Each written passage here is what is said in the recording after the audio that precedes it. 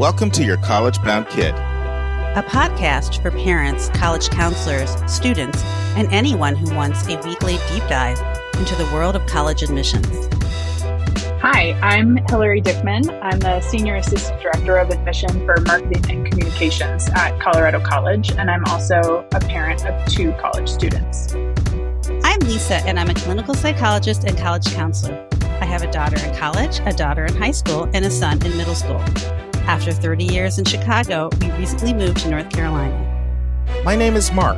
I'm a college coach in Atlanta and the parent of 2 daughters. Karis, a graduate of Davidson College, and she is the founder of the Spanish tutoring company, SpanishHelpToday.com.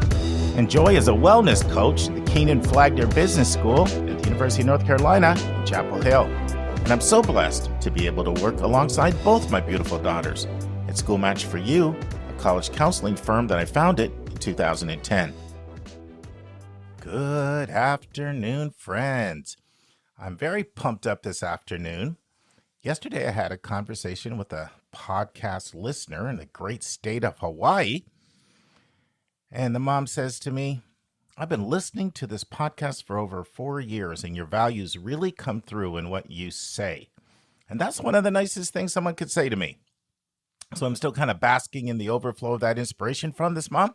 So thank you, mom and podcast listener, for inspiring me and making my weekend. Now, in today's episode, I'm going to do something a little different. I'm going to share one area where my thinking as a counselor has really changed in the last 4 years. Then I'm going to share 4 true stories, all from this week, that all make the same point. I do want to say something about the stories I share with you on every episode.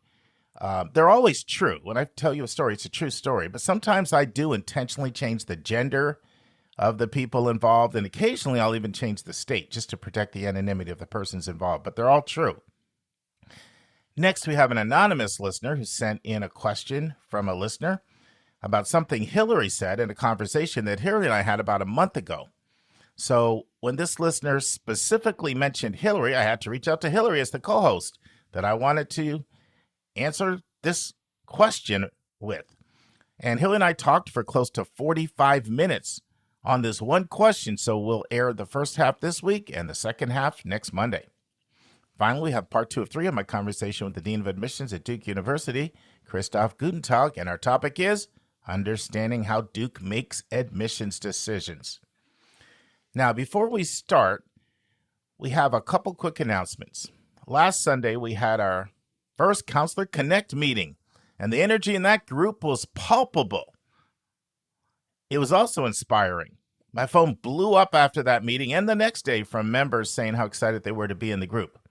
Now, we currently have 58 independent educational counselors, 18 public school counselors, 11 private school counselors, and 11 community-based organization or CBO counselors. So we're still in need of the following: more private school counselors, more CBO counselors, and we could use some more public school counselors as well. Right now, we're very coastal. We do great on the Pacific Northwest, California, and all up the East Coast. Strong representation on the coast, but we're very white, and we also could use more people of color as well as more Midwest counselors and more school-based counselors and more CBO counselors. A few more international counselors would be nice as well. Our next meeting is February 23rd, 8 p.m. Eastern Time, 7 p.m. Central, 6 p.m. Mountain, and 5 p.m. Pacific. And you can apply for our group by going to yourcollegeboundkid.com, go to the resource tab. The last item is Counselors Connect application. Michelle and I will make all decisions, together, and we'll agree on everything. We have to reach harmony, which we usually do, so that's not a big deal. And we'll render a decision to you within 72 hours when you apply. We function a lot like college admissions committee. You can be accepted, denied, or waitlisted. Remember, friends, if we read your question on the air that you sent in from SpeakPipe, from every episode from 501 on, Princeton Review has generously agreed to donate 100 books for our listeners. They're even going to handle the postage and the handling, so they'll send it directly to you from their office. And you're going to have a choice of one of 4 books. There's a book, probably the book Princeton Review's most well-known for, The Best 390 Colleges. You can have that. You can also have their book on the digital SAT. These books are all like 2025 books that have come out. You can have their book, Essays That Kick Apps. And you can also have just an overall book on college admission. So basically, if you're selected, you can either go to if your question is selected, you can go to speakpipe.com/YCBK, share your address with zip code, and mention the specific book you want, or you can email me directly at mark@schoolmatch4u, and that's number 4, letter u.com. And if you're emailing, just put Princeton Review Book in your title. So when I'm scrolling through my emails, I'll know that we got to get this book out to you, okay? Friends, there's a verse in the Bible. It's in the book Romans chapter 13, verse 7. And those of you who have listened for a long time may know this. Some of you may not. I used to be a preacher back in the day. That was a huge part of my life from 1986 to 1996. And the verse goes like this: give honor to whom honor is due. Well, this week, a listener sent in a message to shout out one of our co-hosts who said something that really touched this listener who lives in the Bay Area of California. And so I'm going to play this message now because I believe in giving honor to whom honor is due. Hi, this message is for Hillary. I am listening to today's episode. This is January 30th, 2025. And I just wanted to say, Hillary, you brought tears to my eyes in a very positive way when you were commenting about how you had grown up in the Bay Area and then decided, much to your mother's chagrin, that you were going to go explore a different part of the country and hear thoughts different than your own. I just feel like that's such a dying perspective these days. And it really just made me so happy to hear that from you, because that's something that I'm hoping to instill in my own children. We also live in the Bay Area, although we've not lived here forever, but we've lived here for the last 7 years. And we certainly lean liberal, but I really want my kids to interact with not just the Bay Area bubble forever. And so I'm hoping, this is their choice, obviously, but I'm hoping they will consider going to a place that would give them different ideas to chew on and be able to see people that maybe don't share their viewpoints and that they can learn and grow from each other. And I am just so grateful that you were willing and able to do that and to share that perspective, because I feel like in such a divided world, to have someone who can say, no, this is still a really important thing, is such a gift to all of us. So thank you for sharing that. And I want to thank this listener for sending this in, not only because I love it when our co-hosts are recognized for their hard work and diligence and commitment to this podcast, but us educators, we think a little differently than business folk. We live to make a difference in others' lives. So when we learn that we're touching a life, it's just like you gave us $1,000. Also, Hillary made a very important point about not just surrounding ourselves with people in our own tribe who think like we think in a homogeneous sense. We probably should have discussed that a little bit more in that conversation. So I'm really happy that this listener accentuated that point, because it's something that all of us should think about, both adults and for our students. So what is the area that my thinking has changed in the last 4 years? Well, friends, when a student used to come to me in their first year and they would say, I'm not sure if I'm at the right college. I think I might need to transfer. In the past, my counseling went something like this. There are a lot of adjustments that you're going through at your new school. You're away from home, brand new curriculum, lots of freedom, living with somebody else, and from people all over the world. And you just may want to give it a little bit more time because you don't want to get in the habit of quitting as soon as things get tough. I would say things like marriage is tough, but you don't want to quit right away when you have tough times. Job situations can be tough. You may find yourself with a very difficult boss, and you don't want to develop this reflexive reaction and just cut bait and bail right away. So maybe a different roommate next year or a different living situation, get more plugged into the school, find your tribe, find your people. Why don't you just give it one more year? And if you're feeling that way next year, then why don't we look at transferring? So that's my old advice. But over the last 4 years, every single student that has hired me to work with them and then they've transferred, they're happier at their new school because I keep in touch. So my advice in week 1 would still be, don't give up in the school just yet. I mean, there's a big difference if you're coming to me at week 1 versus the end of the semester or even after 8 weeks. But if a student isn't feeling the fit, now I encourage them to explore their options. I always tell my students, just in general, when you're applying as a 12th grader to colleges, I say applying is not committing to go. Applying is not committing to go. So go ahead, research and apply if this is how you feel 8 weeks in or at the end of the first term. That's my new advice. Just thought I'd share the change in my evolution as a counselor. So what are these 4 conversations I had this week? Well, the first was with the mom who I'm working with. And she has a son, a very high achiever. He'll be very competitive at some of the most selective schools in this country. And I only share that because it's relevant to this story. So the mom tells me that she became a reader for one of the most selective honors colleges in the country. So my response to her immediately was, were you surprised how strong the kids were? And she proceeded to say, surprise isn't the half of it. These kids are extraordinary.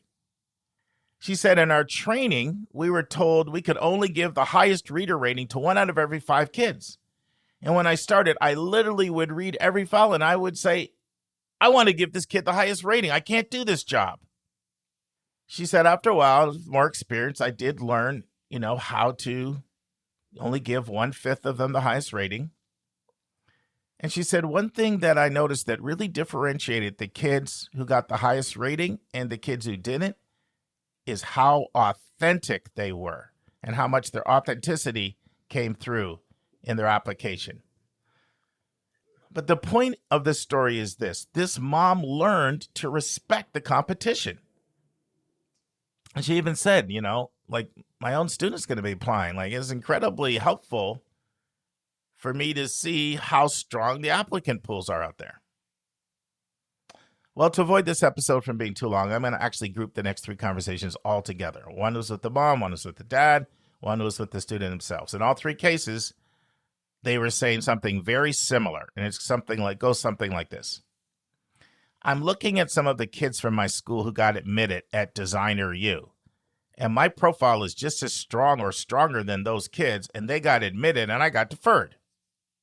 Students and parents have a tendency to think that if their student has a higher test score or a higher GPA or a higher class rank, then they're the stronger applicant, and that is a failure to understand how admissions works in holistic admissions. In fact, this thinking is so prevalent that I'm going to try to see if I can use an analogy to hopefully help liberate listeners whose students are younger, who haven't gone through this yet, from this type of thinking. That if your kid has better test scores, better grades, better class rank, then your student is the more desirable applicant. And if they get passed over for someone else, then something went amiss and injustice occurred. So in order to get in the Army, you have to pass a physical fitness test.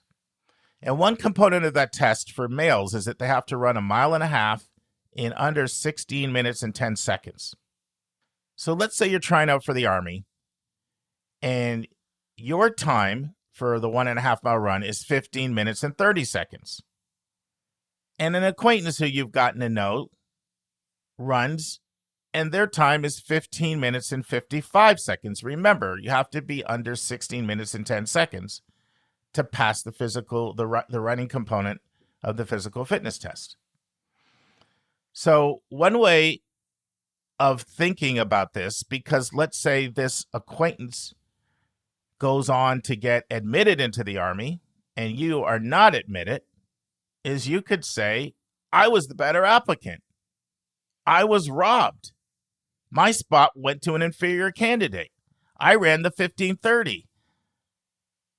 He ran the 1555. Or you could say, we both passed the running test, so I guess it was other things that caused him to get selected over me. This is how grades and scores and rank function. They are pass-fail. If you meet the acceptable standard of grades, rigor, ranking, and test scores, if there's test scores in the file, you get a pass on that section.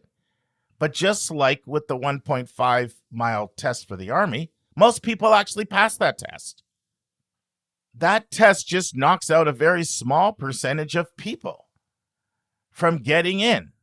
The overwhelming majority of decisions of who gets in the Army are made on intangible factors. Most people know what time they need to run ahead of time, and so they either don't try out for the Army or they make sure they have the time if they're going to run. Most people have a sense of what kind of grades and rigor and test scores and rank make you a competitive applicant for a highly selective school, and if they don't have that, they just don't apply to that school. The vast majority of people who get into a selective school get in because of other factors. Every single thing a college asks for in the application is important. It's part of the evaluation, or they wouldn't ask for it if it wasn't important. That can include so many things. Counselor rec, teacher rec, other rec, all the writing, personal statement, short answer questions, extracurriculars, honors section, your fit to major, personal qualities, demographics, how interesting of a person you are, and many, many more things depending on the school. And please don't forget that the college's own institutional needs is extremely important. So I plead with you, if you're a parent, don't say to your kid, how did that kid get in and you didn't? For one, no applicant, no parent knows the needs of an institution. Furthermore, you haven't even read the file of that other student at that school who got in. It amazes me how people feel they know with such confidence what other students in their class had in their admissions files when they haven't even read the applications, and they certainly don't know the needs of the college because most institutional priorities are too personal to be shared publicly. And I realize it's oftentimes an emotional reaction because it's so hard to see your student hurting. I know it's a defense mechanism to preserve self-esteem and confidence to just say some injustice occurred. But to put down others who got in by saying my kid is stronger than that kid, or in the case of the student, I am stronger than those kids, reveals a lack of understanding of how admissions works.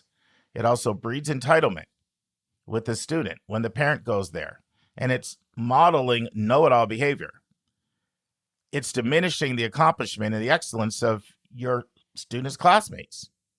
And then the word spreads to that student, and it inevitably does because students talk to me and share how hurtful it is to hear what other classmates are saying about the fact that they got in.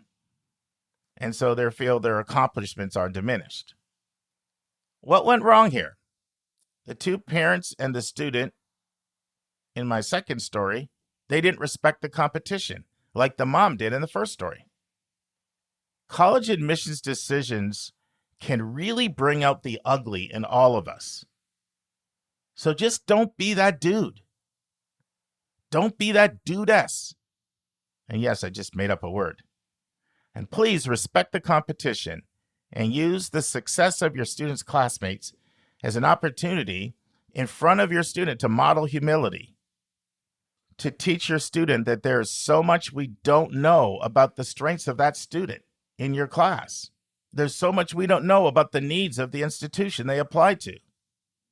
But let's celebrate their good news just like we would appreciate it if they celebrate your good news. All right. You know, I had some preacher in me, so every once in a while it comes out.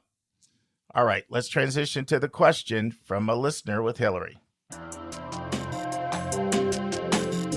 And now it's time for a question from one of our listeners.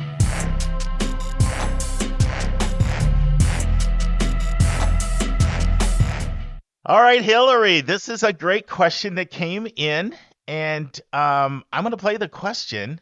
It's following up on a previous statement that you had made, and the mom who sent the question in describes that in the question. So I'll play it so listeners have some context, and then let's talk about this because this is another one that's complex as well. Hi, Mark and team. I can't thank you enough for your amazing podcast. Your deep knowledge and generous spirit is so appreciated. My question springs out of the QFL discussion Mark had with Hillary Dickman on January 2nd. My question is, when is it worth paying full price for a school? Hillary gave a hypothetical example of a parent saying, after their kid had gotten in both places, that they would pay full price for Stanford, but not for the University of Puget Sound. I imagine many families would share that sentiment. What is it that schools like Stanford or other schools with under 5% admit rates offer students that would make them worth full price? Obviously, there is prestige, but I am guessing that there are other things about these schools that make them worth it, if you are fortunate enough to gain admission.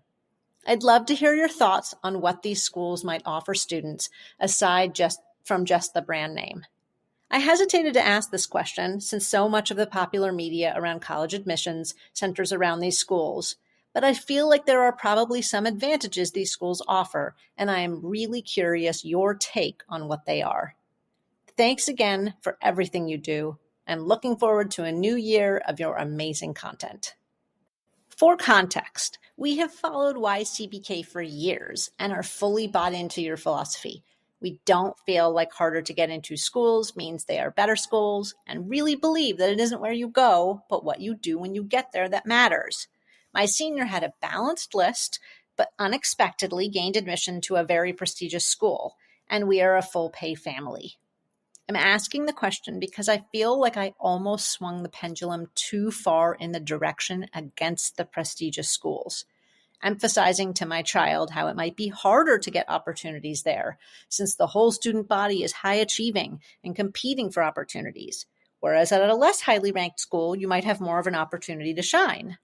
The tippy top schools might be extremely stressful because the pool of students is so strong.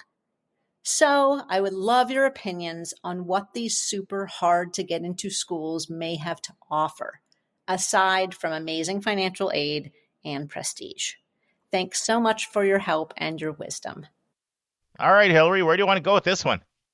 Yeah, this is such a great question. And to be honest, the first thing that came to my mind as I was listening was that I think that most people who are deciding between a super, super highly selective school like a Stanford type school and a school that's less highly selective, and they're deciding whether they're willing to pay full price at both, or at either one.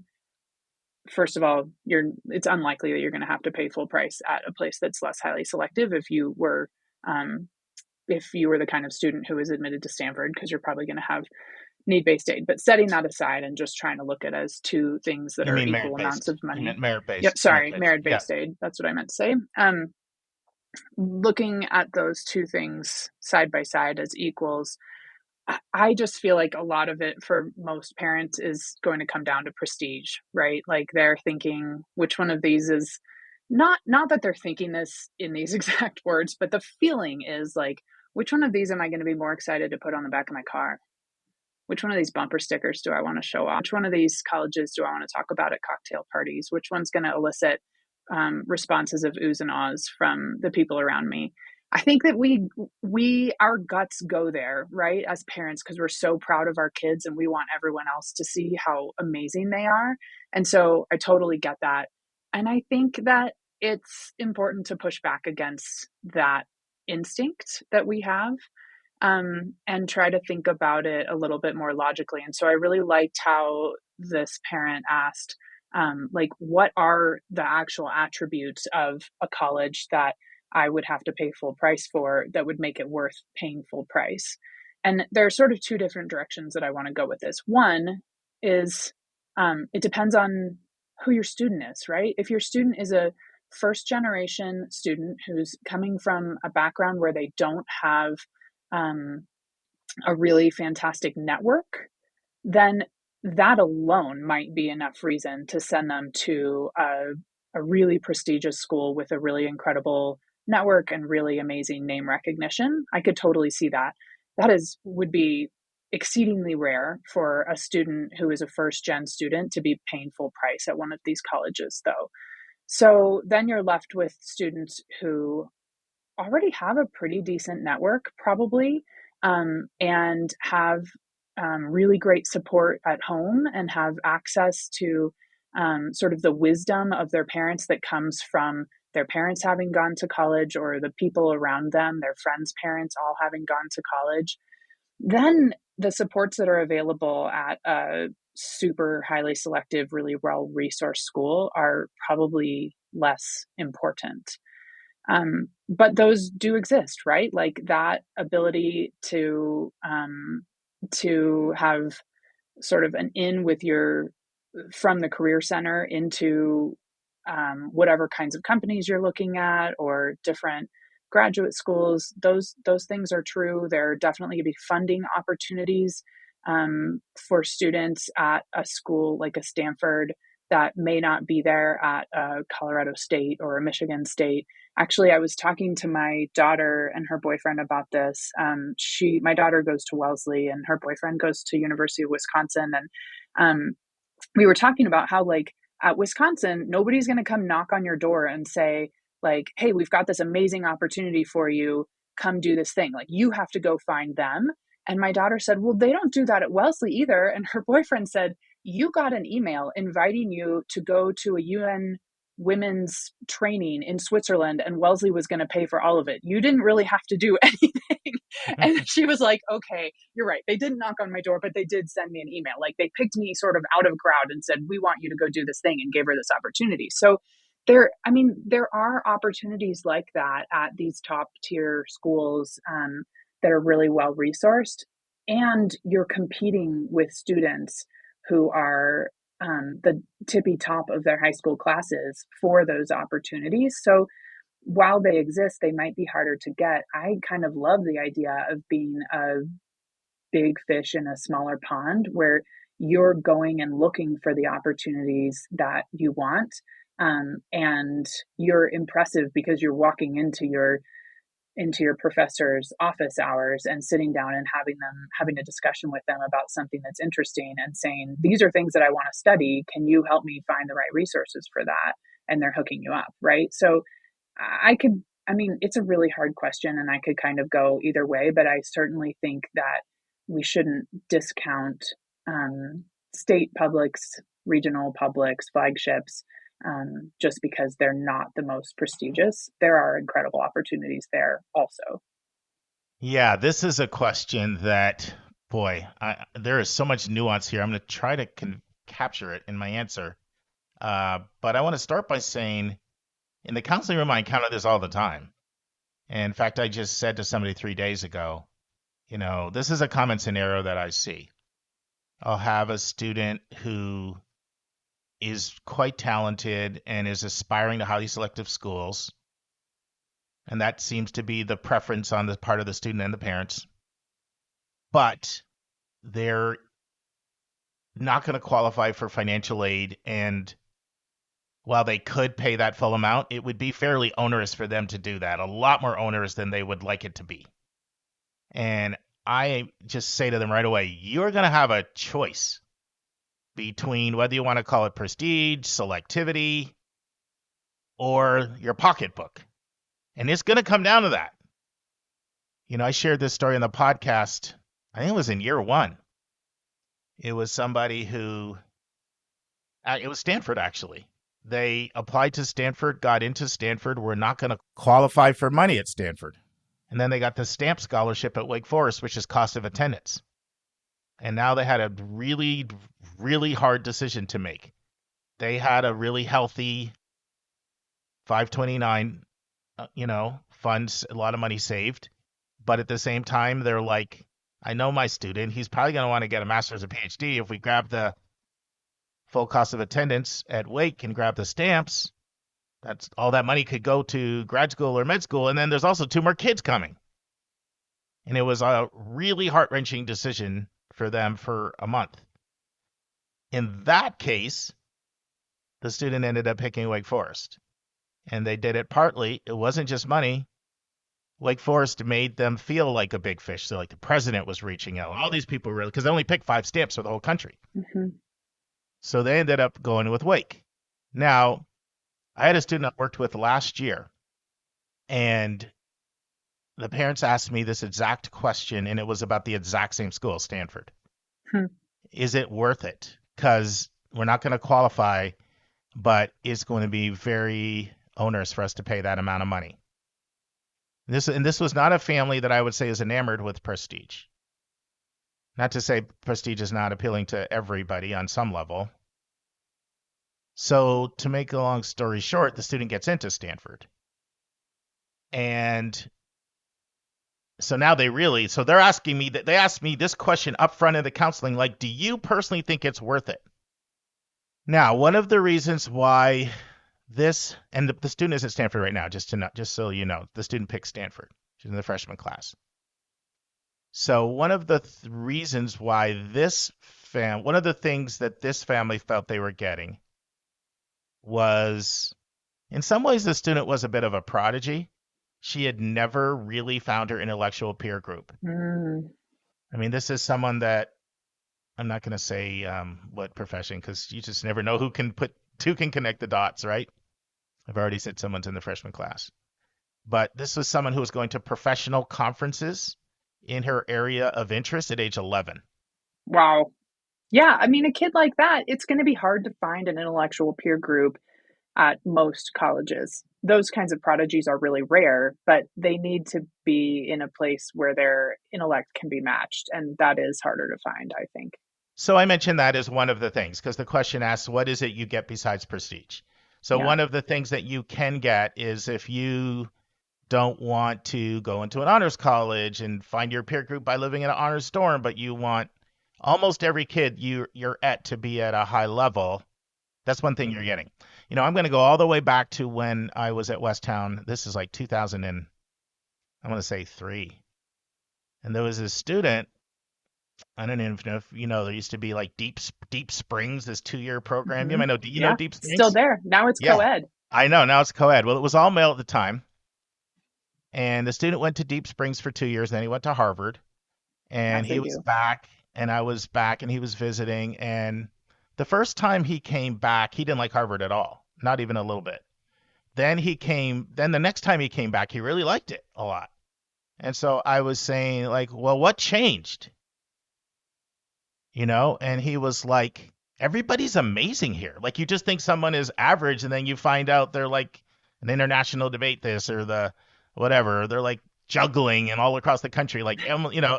And so he appreciated that component of such a high standard for his peers.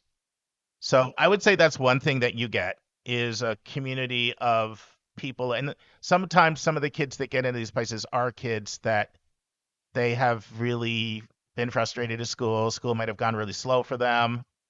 And they've just been craving to. In fact, I have a student like that. I did a session with him 2 weeks ago. Valedictorian, was really, really longing for something at a whole different level intellectually. Now he is at Amherst College right now. He's just finished. He's at the halfway point. And we just did a Zoom call together. And I asked him, are you finding that peer group that you want? And he was like, yes. Yeah, I bet. This is just the level I was looking for. Everybody is engaged. So that's one of the things that you get, if that's very important to you. So that's one thing I would say. But I would also say, Mark, I remember when Bryn, my older daughter, early in her college search, she was considering Duke, and she was looking for a place where students would be really engaged in class and really just like intellectually engaged. And she thought that she would find that there. And I remember we were looking at the school newspaper, and there was an op-ed or a letter to the editor or something about how frustrated this student was that in one of their classes, the professor had to throw candy into the sort of like classroom audience to get students to respond to his questions, like his discussion prompts, because nobody wanted to talk in class. And she was like, what's the point of going to a place like that where you're surrounded by all these super smart people if they're not engaging in class? And so I think that's also part of it, right? If you're looking at these schools and you're looking for a place where students are going to be really intellectually engaged, I don't think you can just make the assumption that just because it's prestigious and has a really low admit rate, that students are going to be engaged in class and not just like sitting on their computer, browsing Amazon. I think you have to talk to students and see what their experience has been and what it's been like trying to find sort of their intellectual community on campus. And that maybe it's just that one class at Duke, right? I'm sure that there are Yeah. lots of classes there where students are engaged, but it was interesting to see that in the school paper that somebody was frustrated because they weren't getting the discussion in their classes that they expected to have. I mean, I think you bring up an important point. You can't just assume because a school is prestigious or has a low admit rate, you still want to test it out. Totally. But I have 7 kids at Duke, and I don't think they would agree with that characterization. That's So, great. I'm really glad to hear that. yeah. So that's one thing. Another thing that, you brought up the networking. hmm So that can be something that's valuable to people. I'm not, once again, some of my stories, the longer I get older, and my stories get really dated. But I remember, I can't even say his name because it's public. His name is Kurt, and he was a Westtown grad who went to University of Pennsylvania, got very involved in the University of Pennsylvania. He used to come back and speak to students about the University of Pennsylvania. And I remember I attended a session he was at once, and he said, when I say this number, you're gonna see how it dates me. He was like, why should you go to the University of Pennsylvania and pay $46,000 when you can go to the University of Phoenix and learn biology? Why should you do that? And he was talking to students. He wanted to just see what their answer was. Now, according to him, you go to the University of Pennsylvania because, not exclusively, but one of the value adds he felt is you can pick the phone up and call somebody else within the network who's an alum, and they're like a mover and a shaker because that's the kind of people that are there, and it opens up doors for you. Yeah. Now, that's a big oversimplification. Yeah.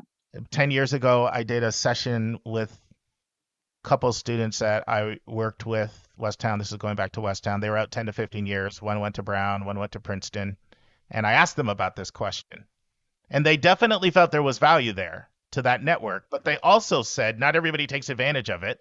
And there's kids that go to their public flagships that tap into that network too. So I don't want to make this thing like, okay, you only get that if you go there. But I'm just talking, I want to answer the question in the full context of all of the value adds. So I think there's some component of a network. And a third one that I would say would be a lot of these most selective schools, if you look at them, they have the really high endowment per students. I mean, look at the top endowments per students: Harvard, Yale, Princeton, Stanford, MIT. They're all up there. They're all top 5 of 6. And then it's like Amherst and Pomona and schools like that, Williams, right on the liberal arts side. If you look at it, they can do a lot with that money. So there tends to be a lot of things that they have at their school. Yeah. Well, Wellesley's another one. I mean, Wellesley has a very high endowment per student. There's a lot of resources. I have to say, like, just recently, I was really impressed when Bryn needed to get into the counseling center ASAP, and they got her in the next day. I don't think that would happen at a lot of places with fewer resources. And so that's part of the deal when you're at a place like that it shows up. Well, and then on the other side, she doesn't have an advisor. Like, there is no academic advisor, which is shocking for a place with the endowment that they have. So, I mean, those resources are going to show up in places where you may or may not expect them. And also, no school, even with the biggest endowment, is going to be perfect. And there are going to be places where you feel like this school has a lot of resources. Why aren't they putting it into X, whatever example you want to use? Yeah, but if you look at lots of things like how well the Career Center is staffed, how well Academic Success Center is staffed, Multicultural Center supports, learning differences, like they have the resources there because of the amount of money they can invest per student to do some pretty neat things. Like I was at Stanford for a week for training, and, I spent time, they have all those houses there. Penn has the same thing. They have really full built out houses for like affinity. They're not just affinity groups as a club. They're like houses, and they have like full-time people that work in those houses.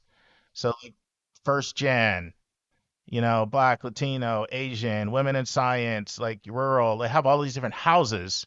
And in talking with the students, those houses are invaluable for some people. Like that's like saved them Yeah. because that's where they found their people. And that's just an example of the kind of resource that you can have that other schools would love to have. You know, there's schools that do they convert your unpaid internship into a paid internship, and you go find an unpaid one, and we pay you 5 to 6 thousand because we know you need money. Yep. Now, having said that, I think it's important to say it's not only these most selective of these most selective that have resources, like other schools have resources too. So, and so a lot of times I'm really impressed when I see a school with tremendous resources that may not be incredibly selective. I'm like, whoa, that's a really good opportunity for somebody to get incredible resources at a place that's not like a Stanford to Yep. get in. And as a kind of kid who was admitted to Stanford, you're going to be able to access those resources if you're a go-getter, right? Like you have Correct. the credentials to be able to get the paid, like, or the whatever, the money for the unpaid internship. Like I bet Michigan State offers some of those, but you have to apply for them and it's probably very competitive. And probably if you were admitted to Stanford, you've got the chops to be able to get those resources, but you're going to have to work a little bit harder for them. Well, a lot of what the public schools have done, like Michigan State, that are smart, if they've really invested in their honors colleges and made Yeah. them really strong with incredible benefits. And the kid that gets in Stanford gets in that. And so they can tap into a lot of those kinds of things that they get for being the creme de la creme. And that's partly how they fight back and sort of attract really, really strong kids. Friends, this concludes the first part of this question from a listener that ran 45 minutes with Hillary. Hope you join us next week for the final part. And now this week's interview with a special guest.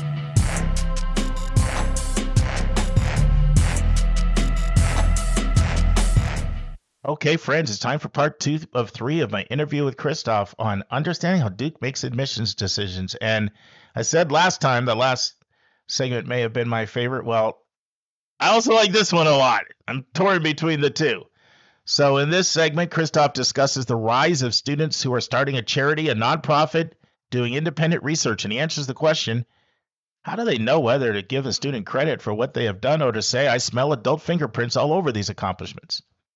Christoph answers the question, what are you hoping you can glean about a student by watching a glimpse video?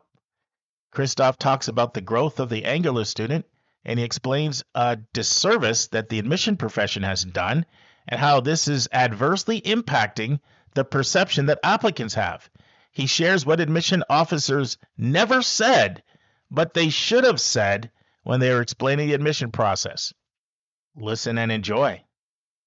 It's why students don't, they don't have to, they don't have to create a nonprofit. They don't have to do something halfway around the world. They don't have to create something out of whole cloth. In fact, I think there's a real value in taking something that exists and tangibly improving it. I think that is not an easy thing to do. I think sometimes it's easier to start something afresh than it is to take something that needs improving and to improve it.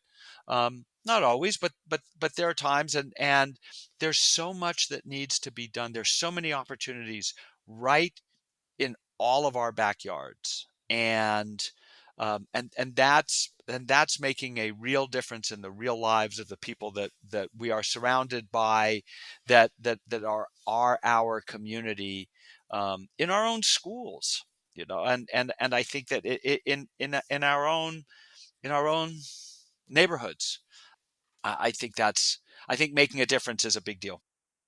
Something I've heard you speak about, and as soon as you said it, I said, I got to talk to you about that. We talked about this briefly in LA. I told you I want to talk about it. You've been outspoken about the rise of the starting the charity, the starting the nonprofit, and all of a sudden everybody's got. I mean, I'm using everybody, hyperbole way, but hyperbolic way. Everyone's got to do research all of a sudden. Yeah. I see this on my end, like more and more and more families come to me and they say, "Are you going to help me with a passion project?" And it's the whole industry's grown up from that. Yes. And this is seen as the secret sauce of how you get in.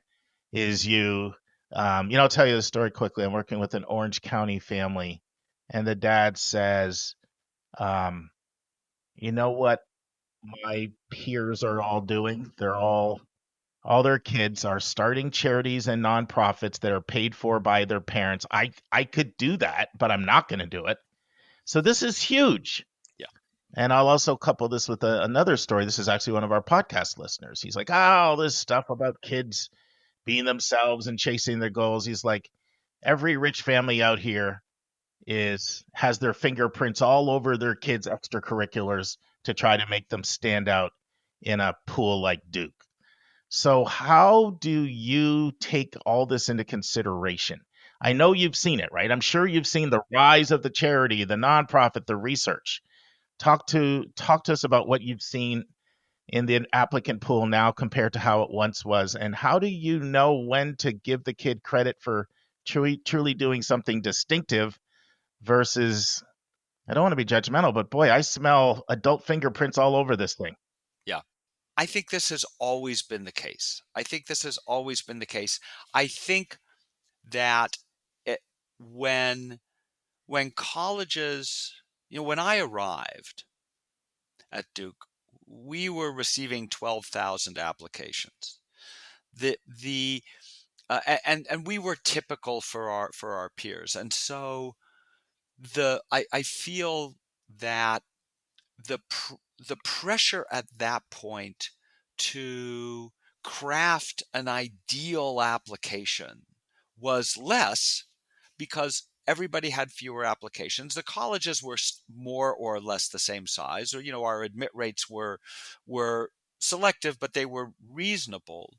And I feel that what's happened is as more and more students have applied. Last year we received 54,000 applications. Well, I would not be surprised if we received more this year. And again, we're typical. So I feel that parents feel the pressure, their children then feel the pressure to stand out in a pool of 50,000 instead of in a pool of 12,000. That is completely understandable.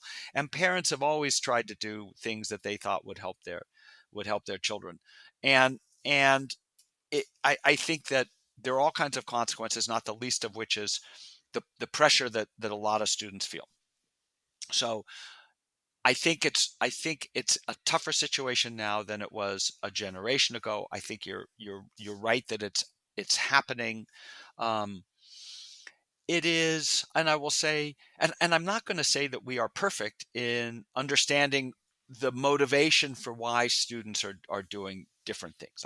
I mean, nobody's perfect. We're not perfect. None of my colleagues at any other college are perfect. I'll say this: that we do the best we can by waiting to draw a conclusion about an applicant until we've read all of the parts of the application. That's the best approach that I can think of. And that means seeing how a student presents themselves, seeing what they're involved in, seeing what people say about them. I mean, this is where the recommendations from counselors and teachers who see these students, especially the teachers, they see the students day in and day out, right? They see them as they are on their good days, on their bad days, when things are going well, when things are not going well, when they're under pressure, when they're relaxing, when they're performing in the band or in the musical or on the chess team, or in the student government. So trying to get a sense of the student as a whole. It's why we still offer alumni interviews. It's why we have partnered with the platform Glimpse to give students the opportunity to record a 60 to 90-second video, unedited, to submit to us. Any piece of information that we have that gives us a sense of the student is helpful. We do the best we can to try and find students who are doing the right things for the right reasons. And I think we're relatively successful, but nobody is perfect, and we aren't perfect. And I know we're not perfect. There's a lot of places I could go on that with follow-ups, but Wherever you want to go works for me. yeah, one place I'll go is to Glimpse because we just had Gloria and Terry Crawford on. Yeah, right. Second time, but specifically this time talking about Glimpse, and they even gave you attribution for the name and for this thing can't be doctored and edited. What are you hoping you can glean from Glimpse videos as another tool in the toolkit? Yeah, and for me, a a a video of that kind, and just so that your listeners know, this is a 60 to 90-second video that a student records on their laptop or on their iPhone. They can do multiple takes, but they can't edit it. They can't produce it. Whatever they record is what gets uploaded. They can, and if you assume that a student is applying regular decision, it's one video for all of the schools that accept it. It's not a separate video for each school. So it is as clean as you can get, I think, in the particular context of submitting a video. It's an opportunity for a student to do something that I think is difficult to do in the college admissions process, and that is just to be themselves and to talk to us about something that they care about for a short period of time, and just to relax, which is hard. I get that it's hard to relax and to send something out where they know that there are interested adults interested in learning about them within the context of the application. So it is an additional piece of information that just helps us imagine the student as we're reading their application. When I'm reading a college application, I try to imagine who that student is. I create an image in my mind of what they're like, and a video helps with that in a way that other things often can't. And I find that the students where I feel that they have things to say, they're comfortable expressing themselves without worrying sort of what the admissions officer is going to think, or without worrying excessively about what the admissions officer is going to think. That comes through, and when it does, I think it's exciting. Yeah, I'm a huge fan. I love receiving them as a counselor because students can send them to us, and I'm very excited about them.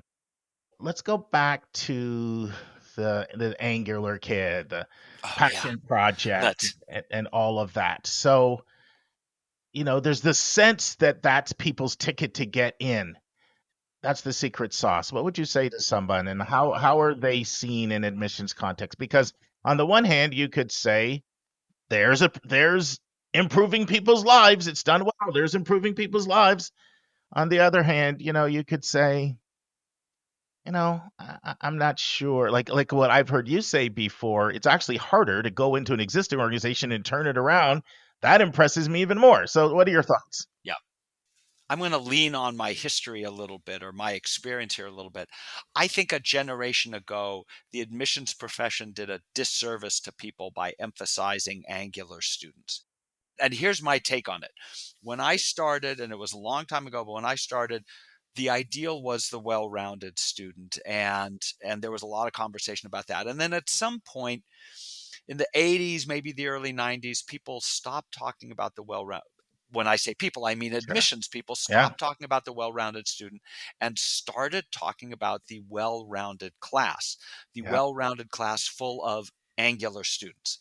And so, and whether it's a passion project or whether it's a brand, whatever the term is, people started feeling like applicants needed to come with a clear identity, a clear perspective, a clear passion, and that was going to be the ticket. I think what we didn't say but should have is that Angular students are never the majority. The majority of applicants and the majority of successful applicants are talented, they're able, they have interests, but the majority of successful applicants are well-rounded. The majority of high school students who apply to places like Duke have a lot of interests. They have a lot of abilities. They're not just focused on one thing. They've got all kinds of things going on. They're teenagers. They're all over the place, which is great. It's one of the things we love about them is that they're not just one thing. And I think that we missed the opportunity to say, we want both Angular students and well-rounded students, that there is a place for both, a very healthy place for both in our communities, and be who you are. And I think we missed that opportunity, and I think it's been to the detriment of students. Because when you think of a place like Duke, and you can think of our peers as well, Sure. What's exciting is that they're doing something well. They're pursuing their academic interests, and they're interested and they're pursuing all of these other things. They're not just doing one thing. And I feel that in terms of sort of contributing to a community, you want people that do lots of things and that can fit in lots of places. So I think that the idea of a singular focus, a passion project, I think we've taken something that is applicable to a small number of people and we've made it the ideal for a large number of people. I think that's unfortunate. I think it's misplaced. And, I'll keep on saying that. I don't know that'll have much of an effect, but we have no bias in favor of Angular students in our admissions process at Duke. Friends, this concludes the second part of Christoph Guttentag's 3-part interview on understanding Duke admissions. Hope you join us next week for the final part. On Thursday's episode, Vince and I will continue our conversation with our final part about a Wall Street Journal article entitled, Ivy League degrees, once a badge of honor, now a potential liability in some job markets. For a question from a listener, Lisa and Linda will answer a question from a mom of a transgender student who is looking for resources to help her assess if a college is a good fit for her student. And for our interview, Ben Neely, the Chief Academic Officer at Revolution Prep, is interviewed by Linda on the topic of helping us understand the new digital ACT, and that's part 2 of 3. And the College Spotlight is the final part of Kevin Newton's series on safe universities outside the United States. And friends, remember, in this time of decision-making about college is a match to be made and not a prize to be won. See you on Thursday, friends. And that's our show. A big thank you to you, our listeners, for tuning in this week. If you find this podcast helpful, please follow us and you'll get every single episode as soon as it is released. If you're interested, there are a few ways you can really support our podcast. You can click the share button and send it to your friends and acquaintances. You can help us pay our staff and our expenses by donating on our website. You can write a review for us on Apple or Spotify. I'm the producer of the podcast, but we have a fantastic team of 15. Shout out to our co-host, Dr. Lisa Ruff, Dr. David Williams, Linda Depker, Susan Tree, Vince Garcia, and Julia Esquivel. And to our substitute co-host, Sylvia Borgo. Our sensational sound engineer is Nemanja Motvich. Our amazing music is from Victor Allen Weeks. Marketing designs are from Kimberly Blass. Lily Parikh manages our Instagram. Our image editor is Talha Khan.